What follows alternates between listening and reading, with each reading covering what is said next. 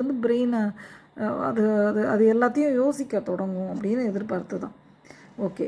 So இதோட நம்மளுடைய இந்த இது எபிசோட் முடிச்சுக்கலாம். இதுக்கப்புறம் அவர் வந்து நிறைய விஷயங்கள் இன்னும் இதுக்கப்புறம் சொல்கிறார். அது அடுத்த வாரம் நம்ம கம்ப்ளீட் பண்ணிடலாம். இது ஆக்சுவலாக 43 ஸ்லோகாஸ், ஆனால் நிறையா இருக்குது.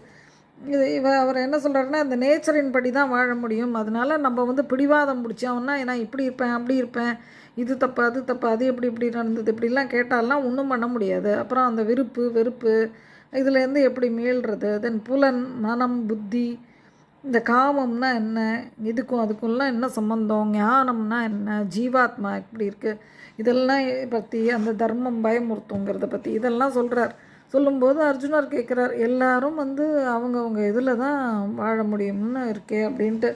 விரும்பாட்டியும் ஒருத்தன் வந்து தப்பு பண்ணுறானே ஏன்?